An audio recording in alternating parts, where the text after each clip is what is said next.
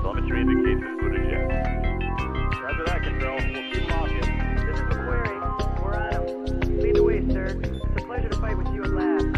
Omega lead, ejecting. Roger, Control. Omega, this is Control.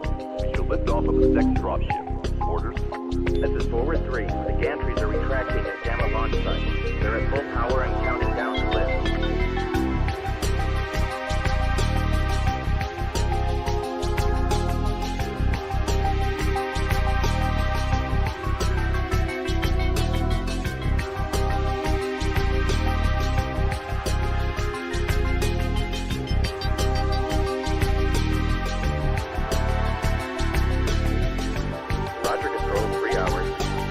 Salvage operation. This is Forward 1. You're running out of time. Party Gamma is nearly powered up. Take out the APU gantries as soon as possible. If the dropship gets powered up, it'll bring its main guns online. Omega left, we're getting cargo secured. As soon as we're ready to lift, we need to get on board as quickly as possible. We're now tracking multiple targets inbound. Got him on radar, Control. Moving to intercept. Oh no! We're...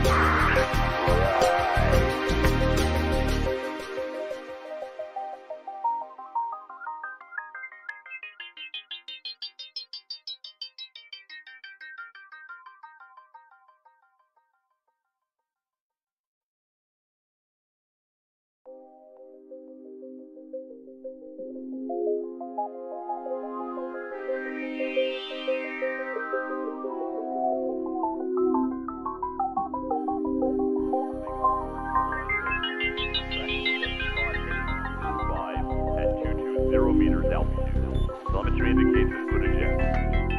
Roger that, Control. We'll keep walking. This is the query. We're on him. Lead the way, sir. It's a pleasure to fight with you at last. Omega lead, ejecting. Roger, Control. Omega, this is Control.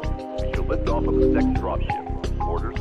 This is Forward 3. The gantries are retracting at Gamma launch site. They're at full power and counting down to lift.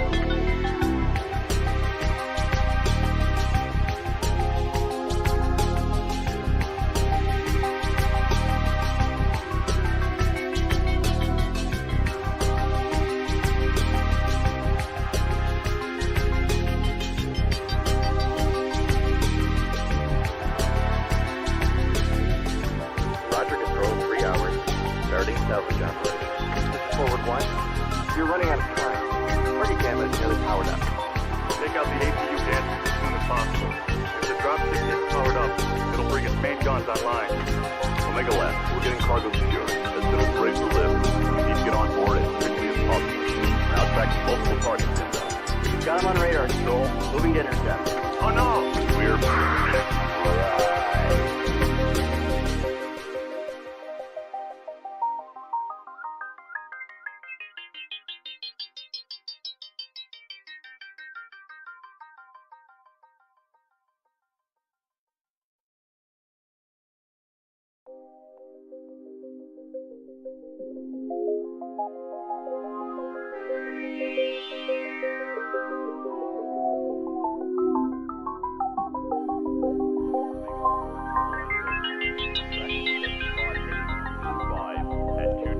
meters altitude. Telemetry indicates input eject.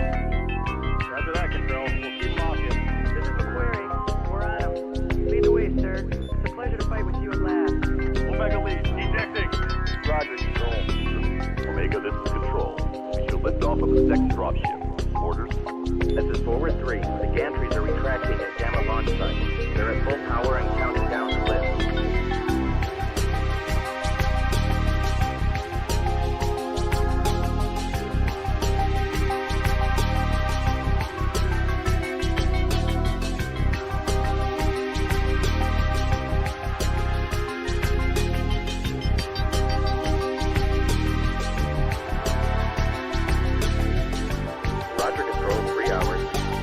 Salvage operation. This is Forward 1. You're running out of time. Party Gamma is nearly powered up. Take out the APU gantries as soon as possible. If the dropship gets powered up, it'll bring its main gun. Welcome everybody. Hello to BFM Season 4, Week 4. 2-2-8 Death from Above versus Cameron's Highlanders. We have both teams in lobby already, thank God, because things are moving quickly here. Also, check out MRBC 2 if you want to watch Aces Wild versus Zeta, another Div C match that's going on right now. And I'd like to thank Nita Pickle and Daidachi for doing the EU match this morning, or, well, 2 o'clock my time, so. My host here with me, Saruman, who I will have to fix the titles. Well, you have my name differently.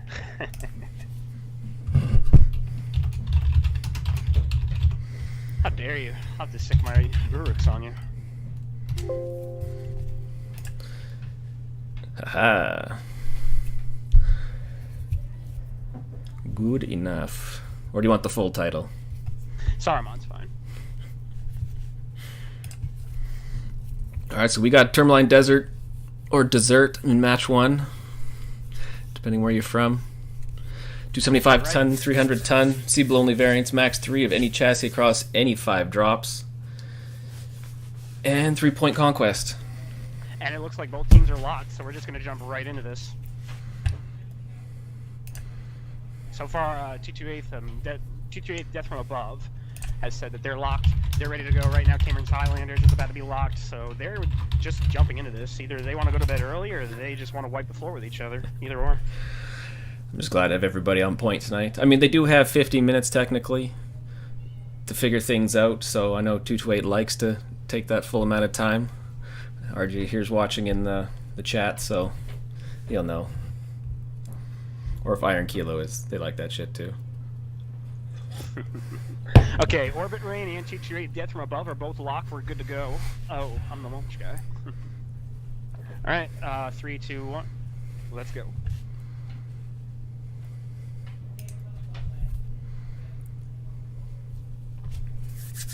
And now it's going to be very interesting seeing those teams. Cameron Highlanders has been kind of struggling a little bit in this division. They're not necessarily last, but they are kind of in the lower echelon of the division, which is interesting because Cameron's Highlanders has a lot of experience, but 228 Death from Above has a lot of talent, and Seabiscuit's kind of proven that he's been a very solid leader. Nothing against RJ, he's been a pretty good leader too, but it definitely feels like Seabiscuit's kind of steered this team in the right direction. So it's going to be interesting to see how this match comes down. It's kind of like experience meeting new blood, but at the same time, 228 Deathwatch doesn't necessarily have completely new blood, since Nuclear Weapon's actually a seasoned pro. He played on Lords, he played on CSJ, he was one of the best range traders and brawlers on those teams, even though he never actually committed. So right now, Cameron's Highlanders definitely has a match on their hands. It's going to be a big challenge, and now I'm going to turn it over to you, Belmont.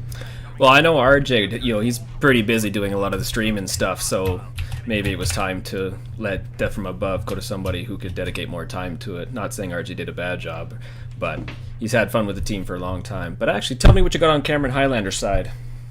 Right now on Cameron Highlander's side, what we're seeing is White Tiger and a linebacker Dees, or Epic Cooner and the ever-elusive Assassin, X-Kulan and the Mislinks G, which is probably loaded to the brim with machine guns. Another linebacker piloted by Derek Koo, and Orbit Rain and Candyman have 2 Assassins, but right now it looks like they're already starting a huge fight on Theta. What do you see, Belmont? Oh, yeah, Candyman just got obliterated by SRMs right off the bat. I mean, 228 brought the Huntsman P in triples with a 2-kit Fox and a Mad Dog, so this is already not taking a good turn for Cameron's Highlanders. And the best thing about this kind of setup is they both understand that the heat efficiency is going to be an issue here, so that's why one side's kind of eschewed lasers more than the other. Derek Koo's going to be at a disadvantage in that linebacker because, well, not at a disadvantage, that one's actually got missiles. Sorry. But Derek Koo's going to still be at a disadvantage because the linebacker's a big target. Like, it's definitely got a big CT, but the engagement's still going on. Right now, it looks like Cameron's Highlanders is just losing this percentage battle because 228 is just making smarter trades. Oh, I was incorrect. They brought streaks on the Mad Dog. I wonder if the other Huntsmen have streaks as well. Yep. They are streak boating, and they are using them to good use here. And it's a smart move, too, because right now, Assassins are extremely elusive, and their hitboxes are able to kind of jank the SRMs, so it probably was a good choice. I would say that the team comp definitely favored 228. They knew to expect Assassins, and it's showing because those streaks are just ripping through, and it's very unfortunate, but right now it seems like Cameron Highlanders is kind of like Poland in World War II. They just kind of got steamrolled and blitzkrieged. Yeah, if you want to use linebackers, you almost want to use 3 of them in the SRM conversion, but and that's it. 5-0 for Cameron Highlanders. Sorry for 228. We didn't even really have a chance to say anything. Like, right from the get-go, from the start of the match onward, it was just constant action. It was awesome. Yeah, because only Pickle Rick went down, and I think it was Lawrence Elsa who was getting to about 60% in the damage.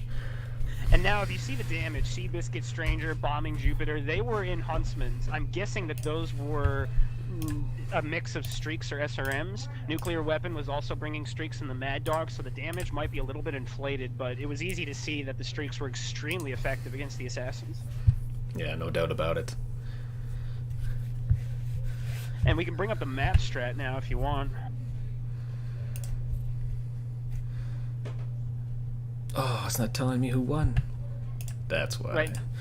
Alright, let me go to the map strat here. If it lets me. I mean, there's not much to talk about, unfortunately. Yeah, she was pretty quick enough where... Now, one thing that I will say is that I kind of like the way 228 played it. They kind of used their jump jets the best way they could and just pop sniped Cameron's Highlanders from different directions. Cameron's Highlanders were kind of like all huddled up over here while 228 spread around the Theta area in a concave. Yeah, because they got those pretty quick jump jet locks on, is it Candyman, I believe? And right off the bat, he turned to run to try and get out of undercover again, but it was already too late for him. And it wasn't even that. It was just like the pokes seemed more intelligent on one side or the other. Like, it seemed like the not necessarily the experience on comp, but the experience with their mech choices came through because Seabiscuit and Stranger Come Knocking were making very, very intelligent pokes, while kind of just Cameron Highlanders were sitting there taking them, and they didn't really try to shuffle for cover. They didn't really try a push. They just seemed like they were sprawled throughout and just seemed like they were dancing around trying to find the best place to kind of push in, but the push never came to pass, and in the end it was just a massive trade war that they were losing because of a disadvantage in the mech lab. Yeah. You know, like, you put an assassin up against that kind of mech, it's not going to work. Like, a huntsman, especially with the Mad Dog with streaks, like the assassin, it has armor quirks, it has SRM quirks, but it just doesn't have enough firepower to compare with the huntsman. The huntsman's able to put upwards to 40 to 60 streaks on its mech. Assassin, somewhere around 20 to 30, I believe, so... Yeah, because I didn't even have time to look and see if they had tag or UAVs up. Like, it was, I mean, everything was pretty tight enough where they didn't have to. So I've watched a few matches where a lot of guys couldn't make streaks work. Oh, sorry for interrupting you. I just got excited there. I wanted to bring that up too. That's where 228 also made a very intelligent move. They were the ones that put up UAVs during that fight. And that could be why they got the quick locks. They dropped UAVs. Cameron's Highlanders really wasn't able to shoot them, and it gave them a huge advantage. Yeah, that was a tough one. But I mean, right off the bat, if you're going to go into brawl and you got streaks, you got to make that quick stuff happen. So. It is like the brawl comes down to a lot of quick decision making, but it also comes down to knowing when to engage and knowing how to engage. The problems with Cameron's Highlanders was that they didn't take advantage of the high DPS that they had, and they just poked, and they tried to win in a poke war, and that's extremely disadvantaged extra against streaks that were brought by the Huntsmen, because that's exactly what they want, because the streaks are less heat efficient than the SRMs. Yeah. Although we got one team... Sorry, go ahead. Oh, no, I was just going to end. So basically, you know, Cameron's Highlanders unfortunately played right into the hands of 228. Yeah, no, it's true. Well, before the next match starts, do you want to do a quick giveaway? I got lots to do tonight. How about this? Let's save the giveaway after this match. Okay, we'll start it after that. No, that's fine. We got a lot of giveaways to go through, people. Don't worry, free stuff's coming. So hold off for the next match. Stick around. Check MRBC2 as well. I know Kurlon got giveaways to do as well, so double up your chances tonight. The map was still Tourmaline, right? Yes. Just switch sides. Just making sure. I was a little paranoid about that because I'm used to MRBC where the map changes like crazy. No map is ever the same on MRBC. It's like your favorite flavor of ice cream at the ice cream shop. No flavor is ever the same. Yeah. Unless you're the guy that just orders chocolate all the time, in which case you are boring, and I'm sorry. I'm all about that orange creamsicle. Oh my god, you know what? Butterscotch is a big win. Put some M&Ms with some chocolate syrup on butterscotch. I'll do whatever. You know, I will give you my account for a good butterscotch ice cream. Yeah. All right, so Oh, sorry. who you staring at on this side? Well, right now, Cameron's Highlanders is once again bringing the Nova, the Vindicator, and the Stormcrow, along with a Wolfhound and another Stormcrow. So it looks like they might be going a little extra lasers here. Meanwhile, it looks like on the other side, 228 is bringing some DACA with the Dragon 5N. Arctic Wolf packs some SRMs, 2 Dragon 5Ns, so they're going to have a lot of DACA fire. Urban Mech with lasers and machine guns. And it looks like that the fight's once again already starting over Theta. Right now, 228 is taking advantage of the Dragon's extra range to kind of DACA down the mechs that are poking on Cameron's Highlanders side. They're only making a push with Theta with 1 light, but what do you see, Belmont? Yeah, I see that Dragon Trip Lance just hanging out there trying to get the crossfire going because they got their lights on Theta. An Orbit Rain popping in quick, dropping that UAV. Candyman's already at 89%. Yeah, they are not going to have a fun time crossing here. Right now, it looks like Candyman's eating a lot of damage on the cross, and it looks like he's going to try and get around to flank Theta and do some extra damage, meanwhile chasing this Piranha off. So they're trying to attack from multiple angles, and they kind of succeed since the Arctic Wolf and the Piranha are trying to flee, and they're not in the best position. Cameron's Highlanders is doing some good damage on the Arctic Wolf, but what are you seeing from the heavies? Well, I was staring at Theta, but I mean, those Dragons got to start moving in quick to support their lights. Although, yeah, we can see Cameron Highlanders backing off now. I mean, they don't want to take Theta. Although the damage spread is pretty good across the board, other than Baron being the lowest on 228. I mean, things are pretty even so far. So it'll be interesting to see where they move from here. I thought they were going to try and keep that crossfire going, but... Yeah, I would agree that the damage is seen even from a distance. That's true, but the Dragons are still fresh, and they don't look like they've really been touched, and that's going to be what's going to be the deciding factor in this match, since those Dragons aren't actually that hot. The heat efficiency on the AC2, the UAC2s, is not necessarily that bad, especially when you get to chain firing position. You're still putting out a lot of DPS. So the important elements of 228's team are still intact. Meanwhile, you have the Nova at 81%. That's probably a lot of damage in important places like the arms and shoulders. You have the Stormcrow that ate some damage. The Wolfhound's not in good shape, but it looks like the engagement's starting up again. What are you seeing? Yeah, I'm looking at... we have their 1 light trying to take Kappa while they start to swing around Crystal Castle here. Because it looks like they want to come in for those lights again. Yeah, because they like keeping those Dragons back, which isn't a bad idea. Because everybody else, the Arctic Wolf and the Piranha, can always move quick, so... Yeah, and right now, SRMs are going out. Oh, that Wolfhound took a huge hit. Right now, down to, like, wow, that was brutal. It looked like, I believe he was down to 88%. Wow, that might not even register. That's weird. Ooh. Oh, but the fish is coming in, and it looks like, oh, wow. Yeah, they hit Baron quick there with some lasers and took him out. Oh, man, and it looks like Cameron's Highlanders is full committing on this push. Well, not full committing on this push. It looks like they're starting to back down a little bit, or at least they're trying to wait for the rest of their team to move up. Meanwhile, the Dragons are still putting a lot of pain. 228 lost a guy, but you have the Nova and the Wolfhound down less than 70%. The only one that's over 90% on Cameron's Highlanders is Deriku. And even if you look, like, if you look at the Wolfhound status, like, it's not looking good. A lot of that damage is in the shoulders. He's going to lose one of his arms, which isn't that big of a deal, but still, that right torso is somewhat open. He's running an XL, and so it's going to be dangerous for him. Yeah, it's not a bad idea to... I see what they're doing now. I mean, I don't mind not committing on a push like that. Like, you want to sometimes be easy when you're pushing up on stuff, so... But Orbit Rain here not pushing out way too hard in front of the team. He cannot change out and switch out No, And he there he couldn't, and goes. he got punished for it heavily. And right now it looks like 228's trying to conclave around this push. The Stormcrow, Derek, who's getting eaten alive by the Piranha, and while he managed to get some damage out, it's showing that he's just not doing well. The Dragon's going in, trying to get some DPS out on the Nova. It's about to lose its light side. Yeah, well, everyone's trying to focus on that Piranha, which is typical for the way these things go. Those dragons can come in and put some damage down.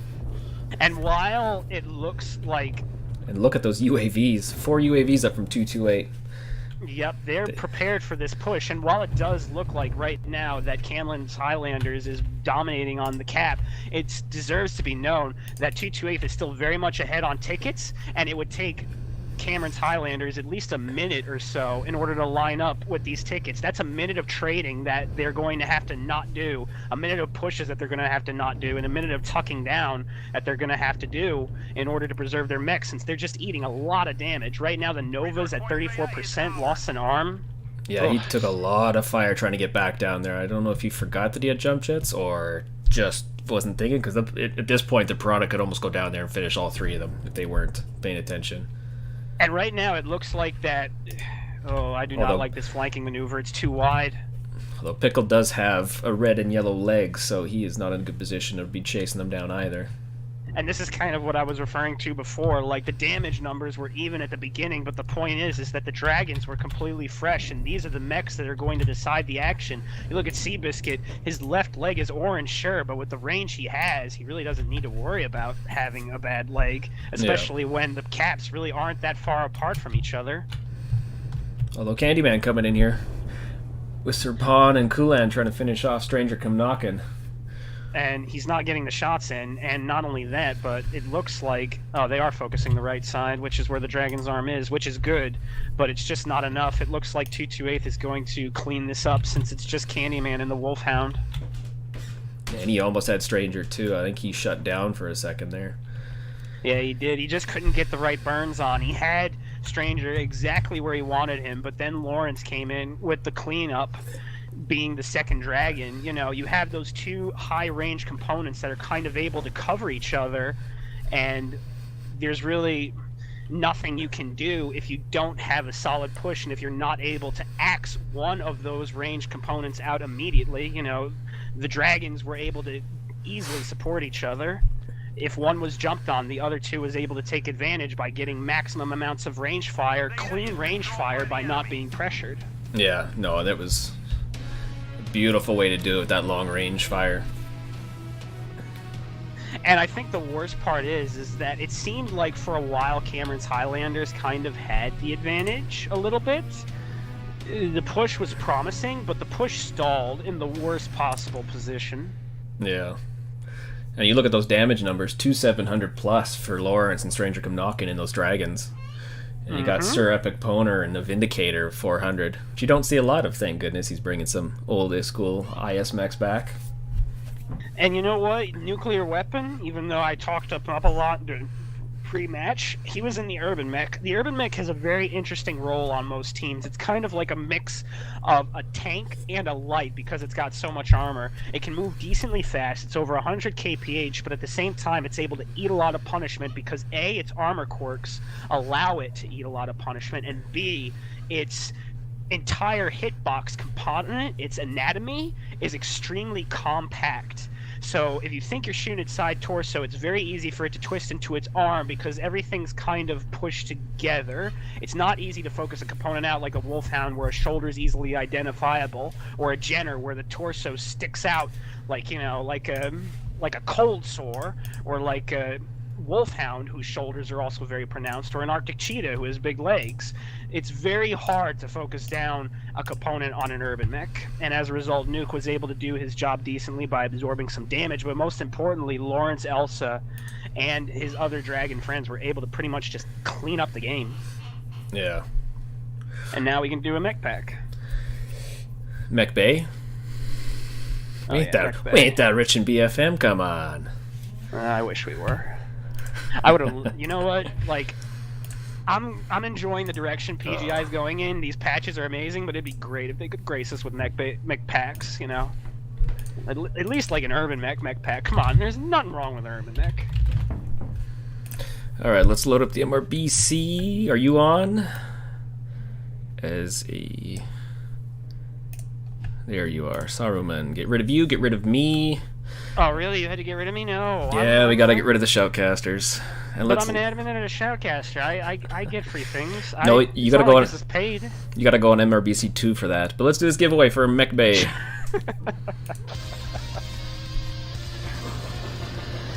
Remember, don't do bots. If I hear you calling out Commander Root's name, you're fired. I don't know who owns the bots here. Alright, let's see what we got. A lot of recognizable names I know on here, so that's good to see. Indeed. And Race JC is the winner. Oh, that's nice. Come holler at me, System Belmont, or Saruman in chat. We can get you that mech bay, brother. Definitely. Unfortunately, this has a delay, so we won't get the message for a while. Okay, so this is a map change, am I correct? Yes, we are going to Caustic Valley. Do we have to change teams? No, they stay this side, then we flip them in the next one, and then it sits for drop 5 again. And then after that, the map ban phase. Okay. I am an admin. Don't let this kind of thing fool. I know what I'm doing a little bit. All right. Normally not this close. That's right. I gotta update my drop 3 here. There we go. Drop 3, Caustic Valley. Now that the tonnage has moved up to 375 to 400 ton max, we'll see what we see in this one. Especially with some of the weird mechs being on sale right now. Been seeing a lot of Victors lately in quick play, so we'll see if that transfers over to more of this competitive season. Definitely. I mean, I'd love to see the Victor. I remember, I'm very old school. As a matter of fact, a couple people in the chat already pointed out that I'm the head leg guy. Like, yeah, in another life I was White Death, you know, like light pilot that got head leg, lots of fun, cool. But I remember playing with when the Dragon Slayer was so strong. And it was the primo jump sniping mech, and it was just so much fun. I wish they brought back aerial combat. Like, you know, a lot of jump sniping was highly controversial, but in my opinion, it was the pinnacle of skill in MechWarrior Online because it required. And I've gotten fought on this opinion a lot. Like I said, it's just an opinion; it's not fact. And I'm pretty sure a lot of people would probably disagree, but it feels like that was a pinnacle period of skill because the windows to hit shots were extremely small. And with the constantly moving hitboxes, like, you really had to lead into shots and take time to get the right target and take time to really know where the opponent's going to go. Kind of have to guess where your opponent's going to go before they did. But right now the match is starting. Sorry for droning on. Yeah, she dropped quickly again. These guys want to get to bed, obviously. Well, either they want to get to bed or they want to get butterscotch ice cream with chocolate syrup, or, you know, or in Nuke's case, you know, like nuclear wings. I don't know, they might have that where he lives. Oh, we have swap. We got RJ Basin now, the streamer himself. RJ Base making a special appearance in the Orion 2CA, no less. I like this, RJ. You are a very strong-willed man. That is a full brawler Orion 2CA. RJ Base is going to go full ham in this thing. And it is going to be nasty if he's able to get close. This is a lot of damage and a lot of crit potential. Yeah, well, let me talk to you what Cameron Highlanders brought. They brought a Hunchback 2C, an Edmund Jag, a Roughneck. They got Deriku and a Mauler 1P, and I don't know about that selection. Unless they're trying to keep the tonnage even across with another linebacker and Roughneck again, but I don't know. Mauler's an interesting choice for this. I mean, the Mauler isn't necessarily a terrible pick. It's the Mauler definitely has its advantages. It has high mounts. It's able to fit a variety of weaponry. The Roughneck is a decent choice. What I'm not liking are the linebacker picks, mainly because these just don't seem to be the maps and leagues to play the linebackers. And also, I'm not liking the Eben Jag pick at all because it's a very hot mech for a hot map. But let's see how it plays off. What are you seeing? Oh, I'm seeing Lawrence get lit up on that bad choice running into center. Although 228 had a good position to shoot those guys when they started walking in. Ooh, beautiful strike that I believe hit Kulan in that roughneck. And right now it looks like that the Arctic Cheetah for 228th is roaming. They're just trying to keep watch over the point. And overall, 228th looks like that they're going to collide with Cameron's Highlanders soon a little bit. It seems definitely more like a trade situation than a poking situation. Cameron's Highlanders trying to bring the pain on the mechs that are overlooking Theta to potentially make a move. But right now, 228th is trading pretty intelligently outside of Lauren Elsa's little blunder. The Roughneck is almost dead. The Eben Jag's at 68%. Percentages are definitely not on the side of Cameron's Highlanders, and nuclear weapons already taken out Coulomb, the Roughneck. Yeah. Well, he had a massive strike on him that just ripped him apart. So after that, it was even the Blitzkrieg Radek and the Eben Jag. He got hit with 1-2. I mean, 228's using full use of these strikes, and that's not a bad thing because when they hit, man, it changed things. Amen. 228th is famous for using strikes, and it's unfortunate that Blitzkrieg got blitzkrieged by the strikes, and right now it looks like the Cameron's Highlanders is still losing the percentage battles, and they still don't have a point over Theta. And it's interesting to note that their lights aren't really making much of an attempt to cap other points to try and force 228th out of this position or to move to any different position. I talked before about how Cameron's Highlanders showed some experience, but it seems like they're a little gun-shy about abandoning this fight to try and gain some cap points. And while it looks like that they're kind of doing even on trades, this isn't something that Cameron Highlanders wants because they've been always down in the percentages anyway. And right now it looks like that 228's going in for the kill. Yeah, no, definitely they are moving in hard on the finish here.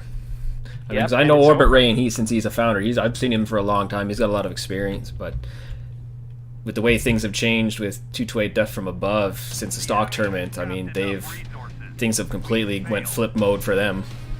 And you know what? I've talked a big game about Nuke, but Lawrence Elsa's playing pretty good, Stranger Come Knocking's playing pretty good, and whether or not it's Seabiscuit's coming up with the strats or not, these are very intelligent, albeit somewhat conservative strategies from 228 Death from Above. But the biggest thing is that they're not doing anything that would cost them the game.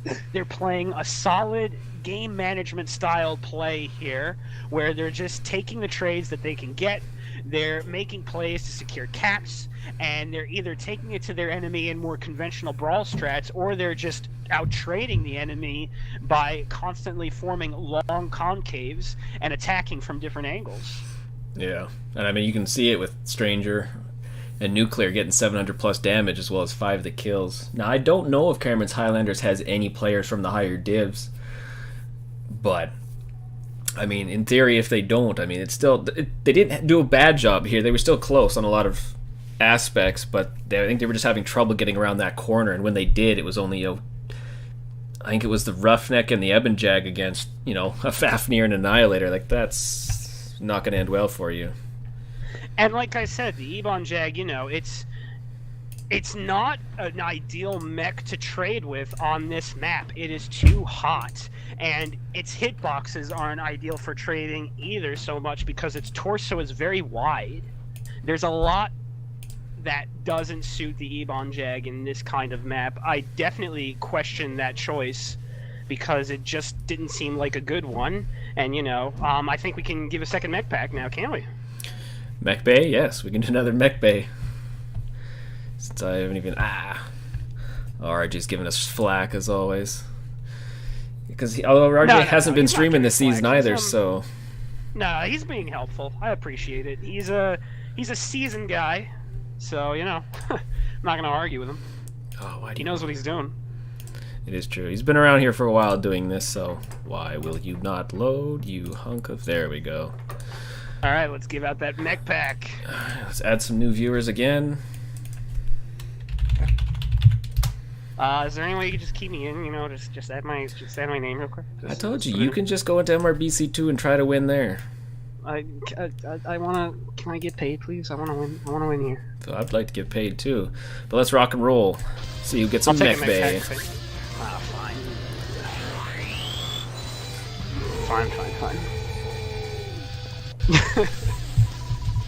Nah, street. Unfortunately, you're right. Casters aren't allowed.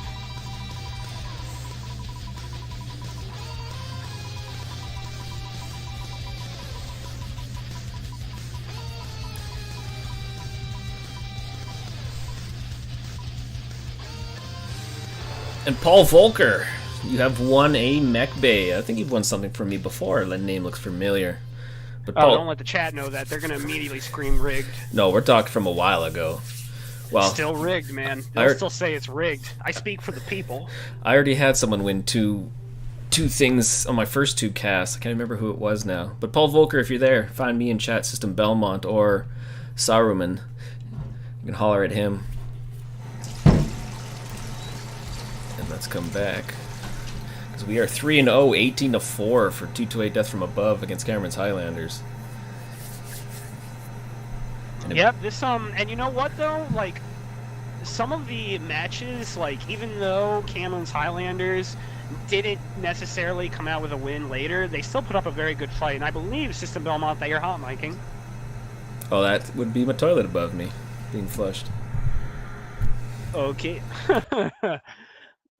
Well, thankfully, that toilet does not represent this match, because right now Cameron's Highlanders, despite everything, has actually been putting up a pretty solid fight. I just feel like if they could change their mech builds and their strategies around more, they would win. You know, the damage numbers have been a little lower for Cameron's Highlanders, but that's because they've been finishing kills more, especially in that second Tourmaline match you watch. Like, they did a good job just killing a mech quickly and taking it out of the fight. And that could come down to the experience that they have, but it's just that they haven't been able to finish the matches.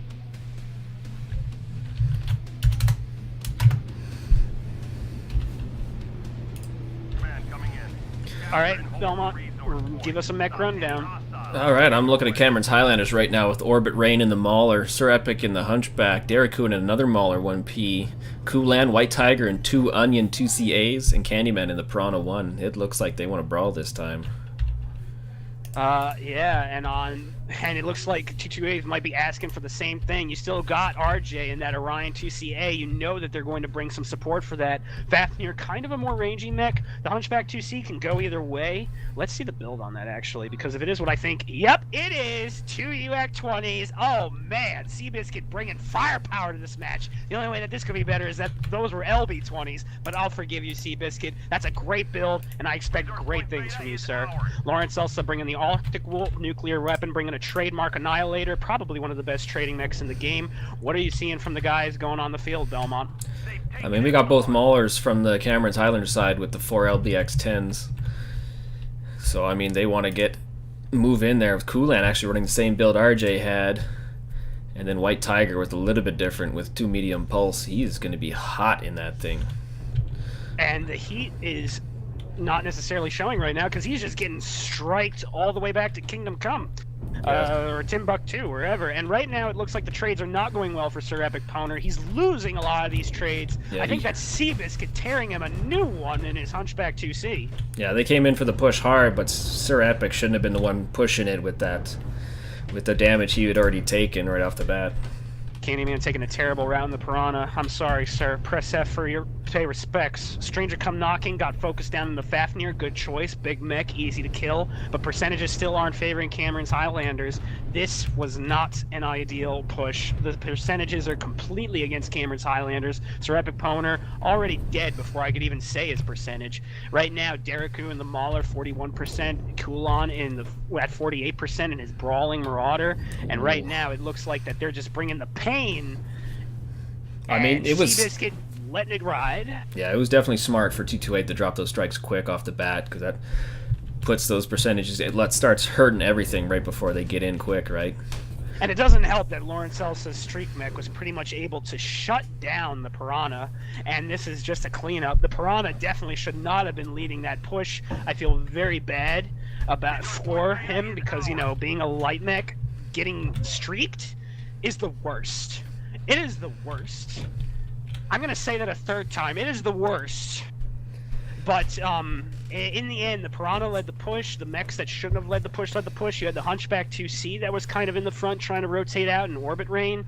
And it just, it was not really well coordinated, and they were losing trades, and it was kind of predictable. It was in the center of the Caldera, and that's also a red flag because, you know, in the center of the Caldera, heat efficiency is a huge issue. Like, when you're pushing in that center area, your mech's going to be at its hottest in this map. Yeah, and it shows. They were on the wrong side of it, that's for sure. Because like I said, with the 228 on the outside and the rocks there, they had lots of cover. There was lots of places they could move and hit from, and that's what they did. Normally, it's more conventional to push on the outside going in and use the lights on the inside as distraction because their heat efficiency is a bit more forgivable.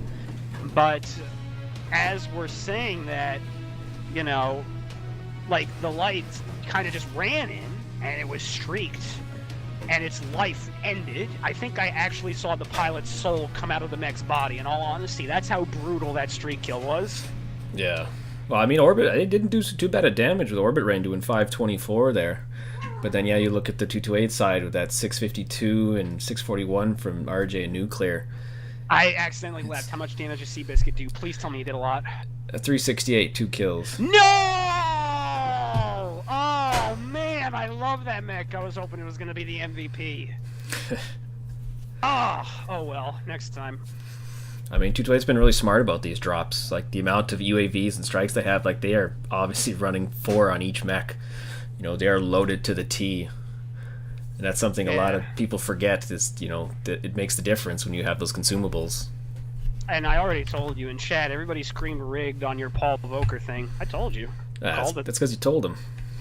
Well, they were screaming rigged before I said anything. That's typical to the MRBC. Yeah, pretty much a custom at this point.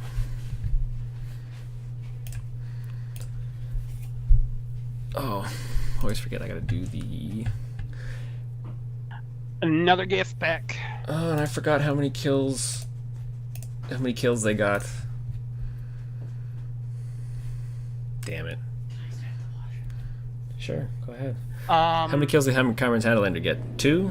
Because they killed the Fafnir, or is it just the Fafnir? I believe they just killed the Fafnir, yeah. Oh, man. But if there's any, I think right now you can mark them down for 1 kill. But if there is a mistake, then, you know, admin here, we can just correct it. That is true. I mean, they know to keep their picks anyways, so...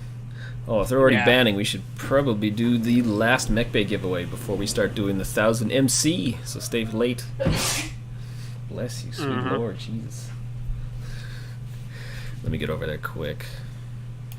Huzzah. Oh, I hate it never shows up quick for me. It's the worst thing. Just let the black screen do its work. I can't tell if RJ's like yelling at me in the chat, but... Alright, let's add again.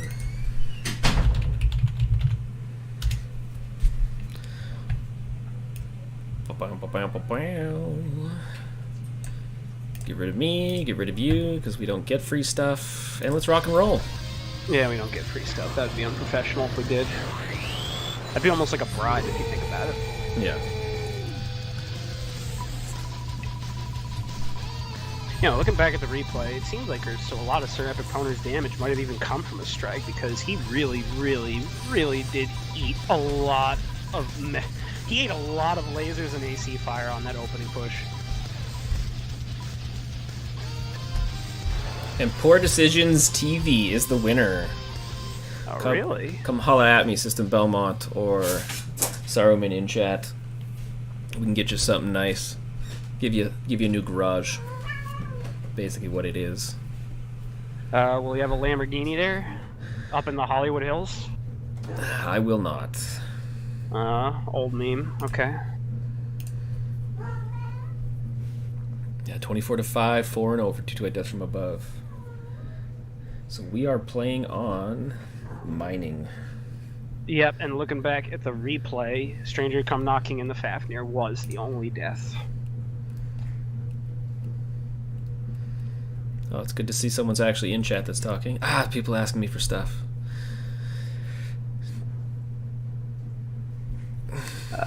We choose to play on mining. Okay. I'll have to get these guys some codes before I forget.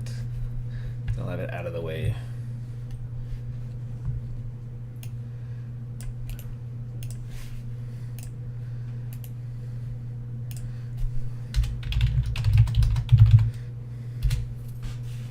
And I didn't see if there's anybody else new that they brought in, but do we still have... Yeah, we still got RJ in here. We still got basically, yeah, we got the same. Oh, we got Torwin Dog. Don't think he was here before. Doesn't look like it because he says hello.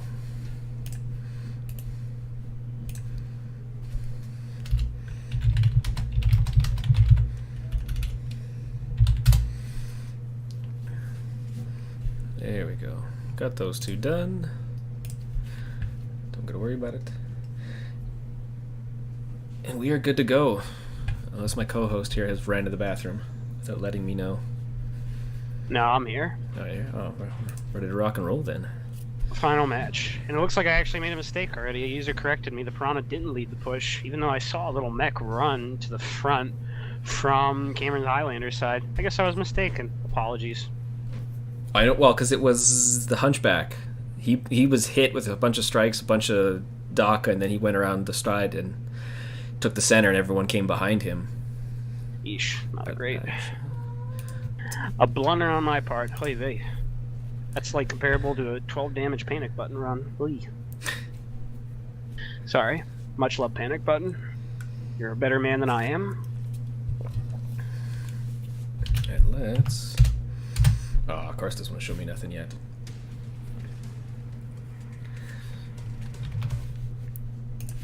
Although, what do we have? Final match. For Zip. Don't forget that you Time for Cameron's Highlanders to take a point off. What'd you say? they can only touch Sigma, Theta, and Gamma. Mm-hmm. And we on the Cameron Highlander side, we have the Bushwhacker, Mad Cat 2B, two other Bushwhacker X1s, and they've tripled up on the Mad Cat 2Bs, so this should be interesting. And once again, Seabiscuit is bringing the Hunchback 2C with two UAC 20s. I love it. He is not giving up on that mech. My man. A nuclear weapon bringing the trademark Annihilator 2A for 228th. RJ Bass bringing the Mad Cat 2B. Actually a staple in comp filled with Ultra UAC 10s and 5s. Very, very strong mech on par with the Annihilator. Pickle Rick, staple light pilot for 228th. Death from above bringing the Piranha 1. And Stranger Come Knockin', trying again in that Fafnir 5. And right now it looks like that or Cameron's Highlanders with Orbit Rain at the reins of the team, leading the push. Yeah, and I liked some of the builds they got here. I mean, they've obviously run DACA on the heavier mechs, but their Bushwhackers, the two that are by themselves are running AC-20 and Snub-Nose PPCs. So it should be interesting. Although we have 228 taking top deck already, so... And Orbit Rain is punished for leading that push because he eats a lot of damage very early by the other mechs. The Mad Cat Mark II is at 88%. Sir Epic Poner take a very bad hit. He's at 85%, now 77. And the trades, even though are still somewhat even, Sinistral's percentages are going down, Stranger Come Knocking's going down. So this is just a massive trade battle over Theta, and it's coming down to DACA and lasers. What are you seeing? Well, I'm watching RJ and Pickle. They swung up from behind and put some backfire on the... Not Dereku, but Orberain, Torwin Dog, but White Tiger seen it coming, so he snuck behind them as well. Now RJ's getting punished. Oh man, Seabiscuit's showing the power of the UAC 20s right now by demolishing opposition, and it looks like right now 228 Death from Above's cleaning up. Interesting note though, the percentages were really not that bad. They were extremely close, but in this situation it just looks like 228 Death from Above is once again finishing the fight, something Cameron's Highlanders has struggled to do this entire round. Yeah, well, this is almost reminiscent to what happened to us against, I think, White Knight Legion, where I made the push up with my Stormcrow on the top deck, and they had linebackers swing all the way around as they rushed the center, and they came and hit me hard from behind. That was all she wrote. Match is over, and you know what? Kudos to Cameron's Highlanders. If RJ and his team didn't sweep around, that match could have gone either way, because those original percentages, like, sure, at the beginning, Orbit Range was kind of losing, but his team was bringing it back, and he was bringing it back too, a little bit. When we look at those damages, like, it was pretty close across the board, except for Torwin Dog, who went down pretty quick with only 21 damage. But 542 coming from Sir Ekpaponer. I mean, Nuclear was 611, 1 kill. Pickle Rick trying to take the 3 kills in that Piranha. I hope he earned those. Better have. I mean, that's what the Piranha does. It's a kill stealer through and through. Yeah. I mean, that's how you get your Death Star. That's the way she goes. Mm-hmm. I mean, so let's do a quick giveaway for 1000 MC before the interview, and then we can do one after. The big giveaway. Who cares about mech bays when you could buy 3 mech bays with 1 gift? Clear the board. Of course, ditch you and me, because that's the way she goes, boys. I wish this thing was fixed. Yes, Meowser, what do you want? Let's rock and roll, see who wants this Monet.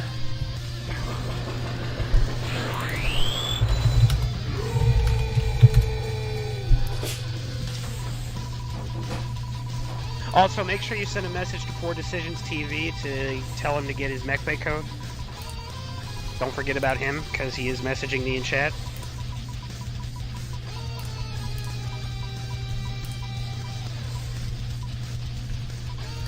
Yeah, he has not messaged me.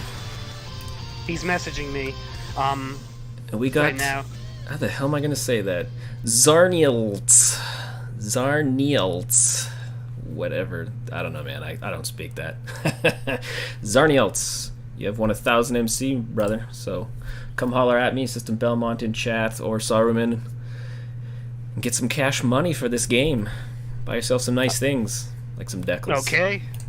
And now, before we continue on, we'll take care of all the mech bays and MC prizes later, but for now, let's just get to the interviews. And we're going to be bringing in Orbit Rain from Cameron's Highlanders and Seabiscuit from 228th. User was moved to your channel. Oh, cool. User was moved to your channel. Seabiscuit, Orbit Rain, good job, guys. Well fought from both of you. Entertaining game. Thank you very much. Yeah, it was a great Okay. match by both sides. Now, first question I'd like to ask is Orbit Rain. Now, Rain, even though the result was 5-0, it seemed like you guys constantly kept it close. Percentages were always low, and it felt like that every time you had 228th by the throat.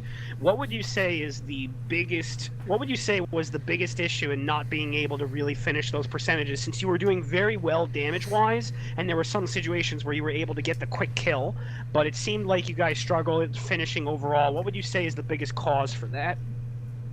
I'd say not being in control of the map space, really.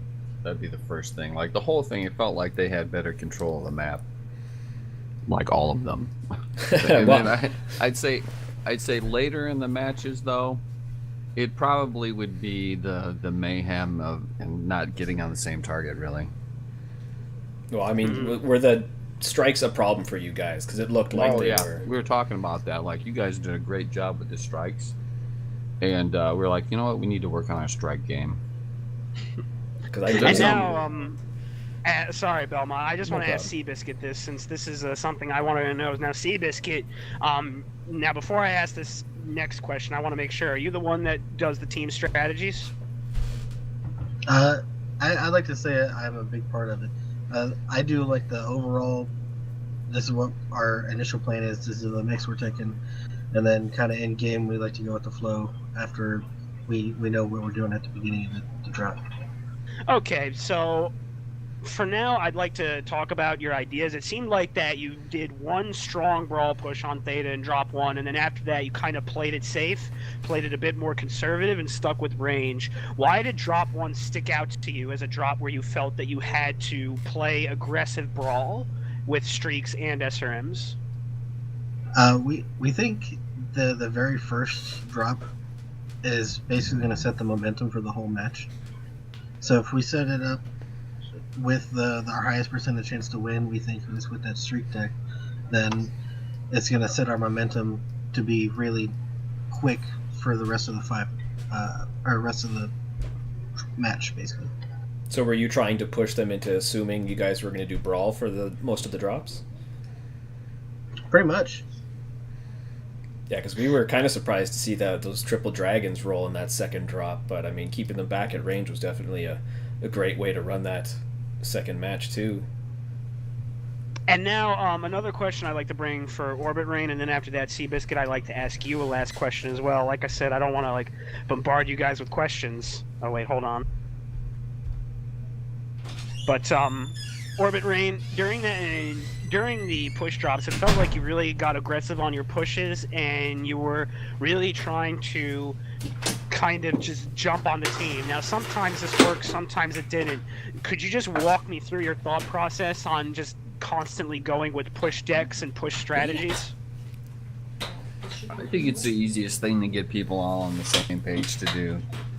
So I've got a range of experience on my team, I guess you could say, and so getting people to do that, it's easier to manage, I think. Plus, we're kind of naturally a brawl team anyway. Mm-hmm. Yeah, I mean, I remember playing against you guys very early, and, like, even though Pop-Tart sniping was the big thing, like, really early on, you guys kind of, you were brawling a little bit with those victors, and now to get to Seabiscuit, 228 Death from Above, like, no offense, I'm going to be blunt here. They were originally a team that didn't have a lot expected from them. You know, they were a team that wasn't necessarily a bottom feeder, but wasn't a team that was projected to really go to the top. But right now, you guys are doing extremely well. You're dominating your division, and you're changing the landscape of your team and changing your abilities. And now, having looked at the situation, I personally think that you guys belong in Div B, maybe even Div A, because you're doing very well in your division and you're a step ahead of your competition. Where do you see all this improvement coming from? Where is the biggest change that's causing this meteoric rise in your development?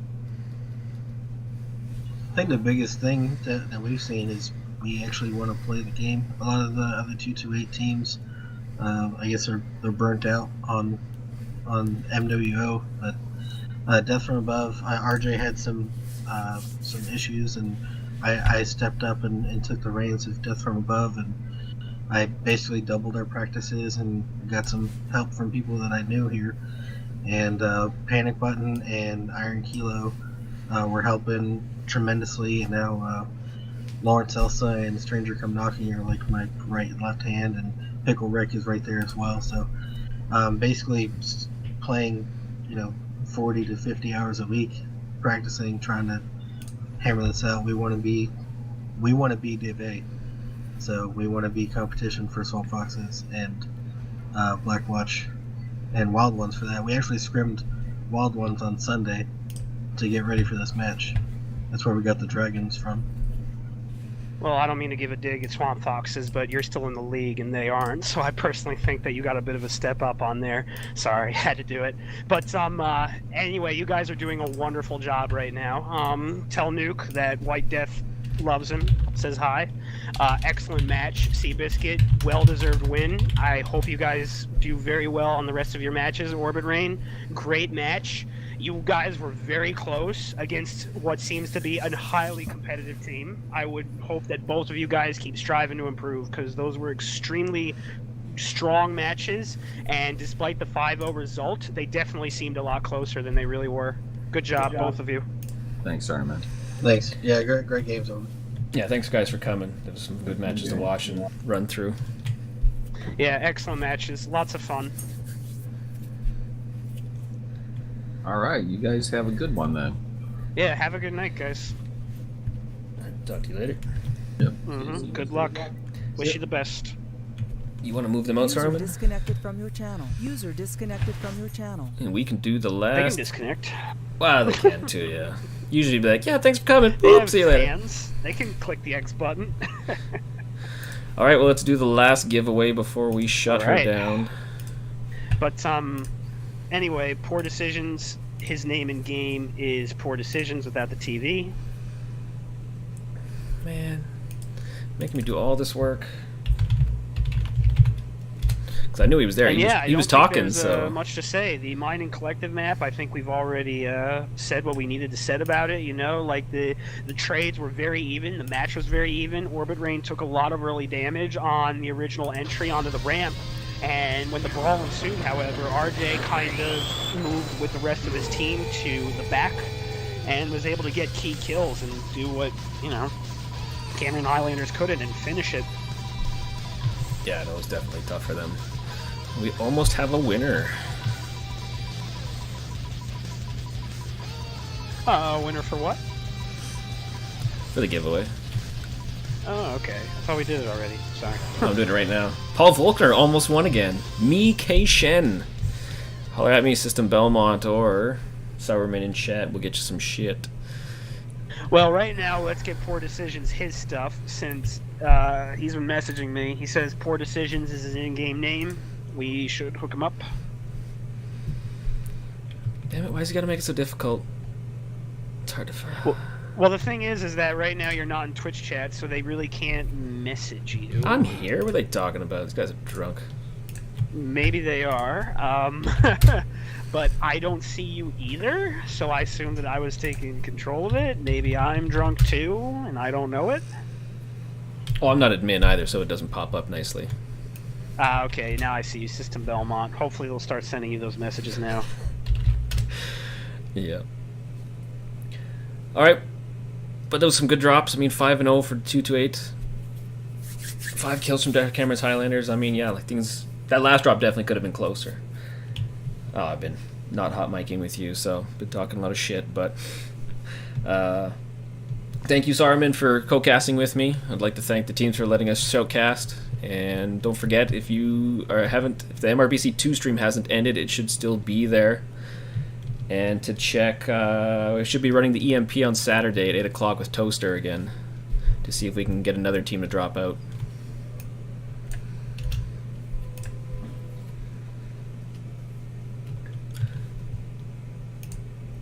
I appreciate it. You know, I really enjoyed this, and if you ever want to bring me in for more System Belmont, assuming I haven't been controversial in this stream, which I might have, since I don't necessarily, you know, hold back on my commentary for players or events, you know, I would love to do more.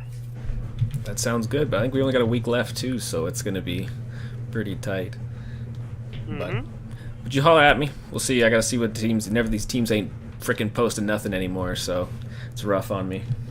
Well, the end of the season is coming close, so yeah. So everybody who's paying attention, stick around, keep watching the other matches that come up for the end of the season, and stay frosty. And by the way, chat's making fun of your wife being in the background. I know she is a hassle. She does not like this. No, she doesn't. But you know what? We appreciate you doing it, and I appreciate you doing it. I'd be trying. But alright, I'm gonna let you go and let everybody go. Good night, everybody. Thanks for the stream. You guys are wonderful. Always appreciate the viewers. Could have used more memes, in all honesty, but whatever. Have a good night, Space Cowboys.